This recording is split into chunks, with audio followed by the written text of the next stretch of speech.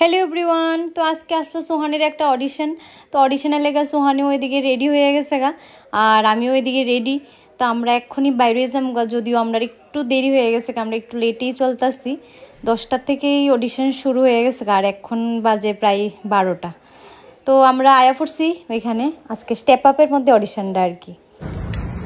তারপর birth certificate আর ইউয়ানতে বিল লাগেছি গা, এখন হেরে দিয়ে আবার রেডি আনাইছি 2 কপি ছবি আর বার্থ সার্টিফিকেট এখন জমা দিব।